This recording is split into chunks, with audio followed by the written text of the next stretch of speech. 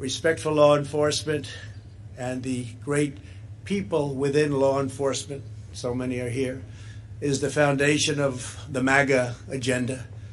And we're a nation of law, and we're a nation of order.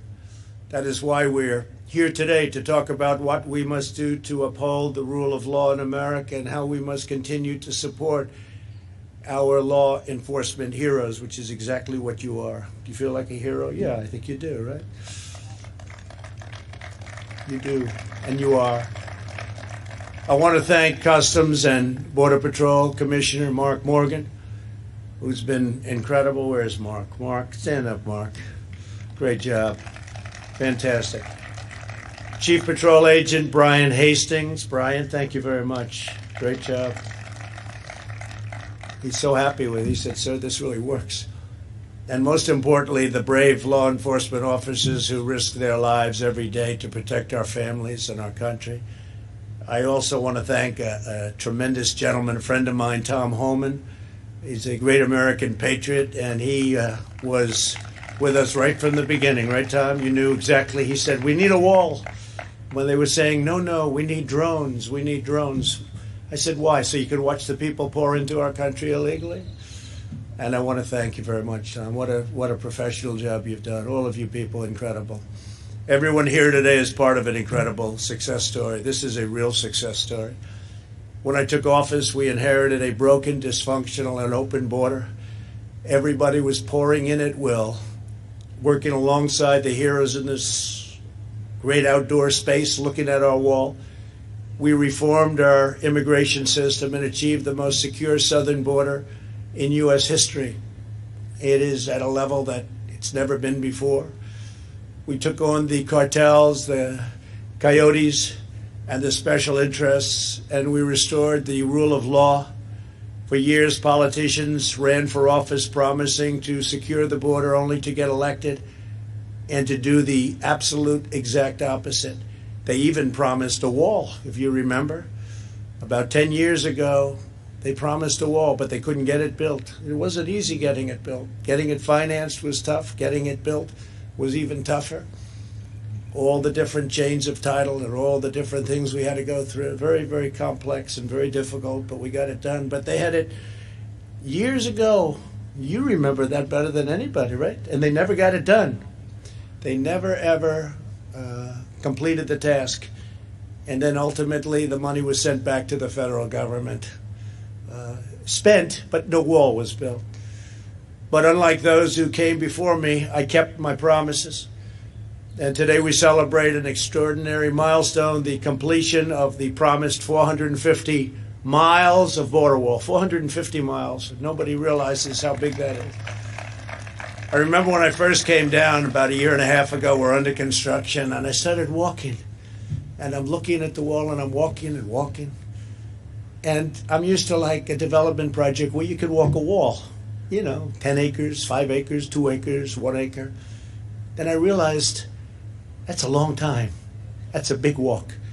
A lot of the wall you have is incredibly natural. You have the mountains, you have the rivers, you have some very powerful water areas, you have some areas that are virtually impossible to get by, so we didn't need walls everywhere, but where we needed them, because it's been so successful that we've added nearly 300 miles, and that's currently under construction. This was our original wish, to get these areas done where it was such trouble. And now we have it. It's either in construction or pre-construction, an additional 300 miles. In every region that we've built the wall, illegal crossings and drug smuggling have plummeted, absolutely plummeted. In the Rio Grande Valley, crossings have dropped nearly 80%. In Yuma, Arizona, illegal entries have been slashed by 90%. Nationwide, ICE and Border Patrol have seized over 2 million pounds of fentanyl, heroin, meth, and other deadly narcotics, saving thousands and thousands of lives. We've arrested nearly 500,000 illegal aliens with criminal records, some with very serious criminal records of the type you don't want to know about, like murder. We removed nearly 20,000 gang members from the United States, including 4,500 members of MS-13, probably the worst gang of them all. Through the landmark reforms we've put into place, we have ended the immigration chaos and reestablished American sovereignty. Our most important reform was ending catch and release. Not easy to do. You're dealing with Congress, it's very, very difficult, which is the functional equivalent of open borders, but even worse. It's catch and release them. It means release into our country, not into another country.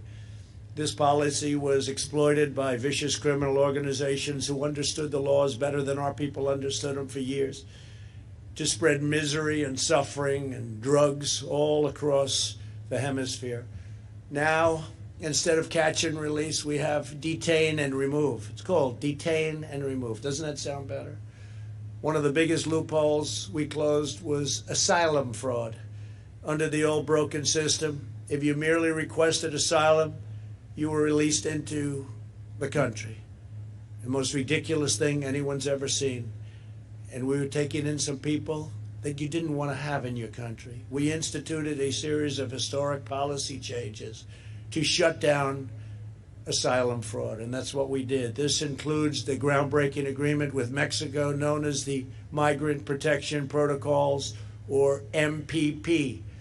Under this agreement, if an illegal alien requests asylum, they have to wait in Mexico until their case is heard. They used to wait here, and when they were waiting, they would say bye-bye, and they'd disappear somewhere into our country and essentially would never find them again, would never see them again. This one measure alone ended a humanitarian crisis and saved countless lives, and especially, I have to say, lives from crime. I want to thank the great president of Mexico. He is a great gentleman, a friend of mine, and President Obrador.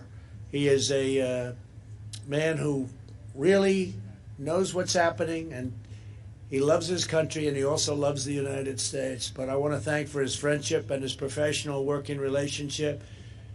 We actually had 27,000 Mexican soldiers guarding our borders over the last 2 years. Nobody thought that was possible. And they made it very, very difficult, and that's why the numbers were able to plunge even during the construction of the wall.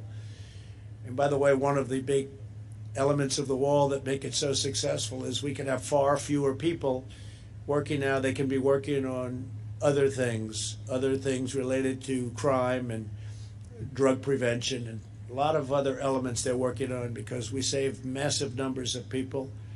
And included here, we have the most sophisticated camera systems and most sophisticated electronic systems anywhere in the world.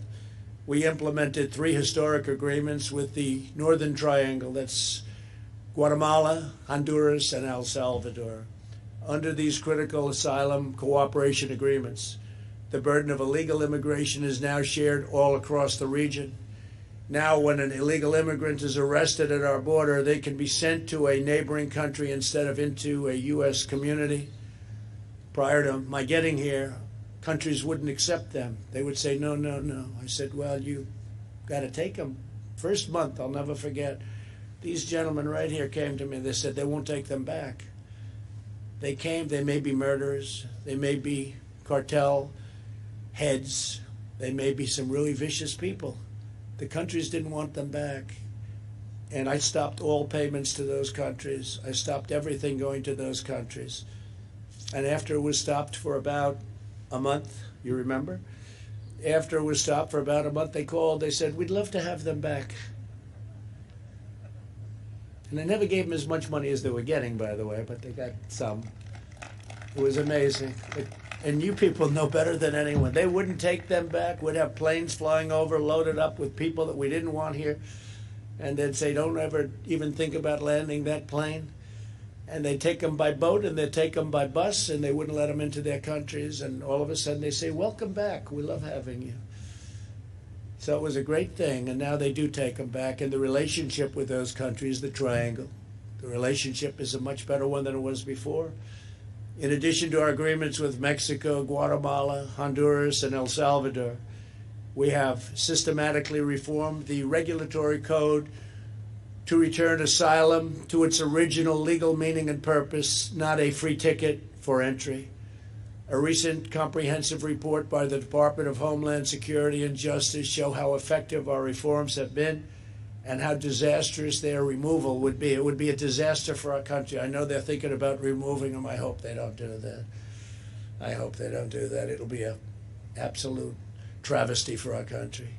The report conclusively proves once and for all that aliens released at the border remain at large in the country and do not return home. They won't go home.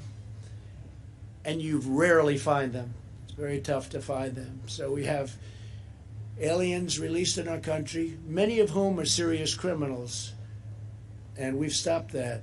Don't ever start that process again. By contrast, under our policies, 98% of aliens that remain in DHS custody are removed.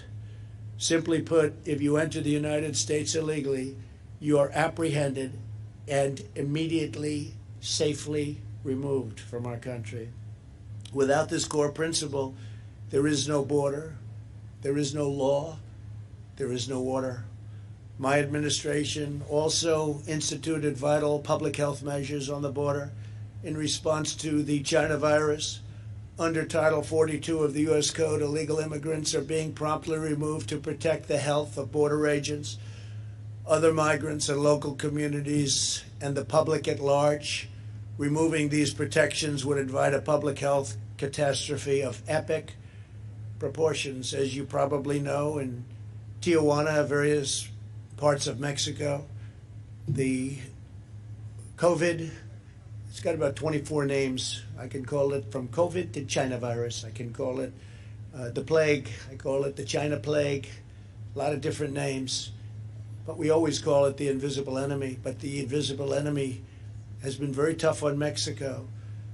And we have areas along the border where we're in great shape because right there, because of that we're in great shape. But on the other side in Mexico, they're suffering greatly with the virus. It's been incredible what we've achieved. And we didn't do the wall because of COVID. We did the wall because of security and drugs and other things. But it turned out that in the middle of it all, along came this horrible plague. We inherited a dangerously lawless border. The people that work here are unbelievably brave. I've seen what they have to endure, what they have to go through. They're tough, they're strong, and they're great patriots, great Americans. We fixed it and we secured it. We empowered our wonderful ICE and Border Patrol to fulfill their oaths and sworn officers. They became sworn officers of the law, and they love their job. It's a tough job. It's a nasty job. They're not paid what they should be paid, to be honest, but we got you up. We got you up. But these are incredibly talented people. They could probably do a lot better in terms of economics than they do here, but they love what they do and they love their country. We also put into place vital measures to protect American workers, keep out terrorists, and stop the abuse of our welfare system, where they'd come up, go in our welfare system, and live for years on American welfare without ever having a job. We also have, and we had, but we have them all the time. We have terrorists from the Middle East coming into our country through the southern border. That was before what you see right here. Because it was easier to come into our country through the southern border than it was through airports or any other means. So they'd land in South America and they'd work their way up and they'd come into our country. And these are not people from the countries that you would suspect. These are people from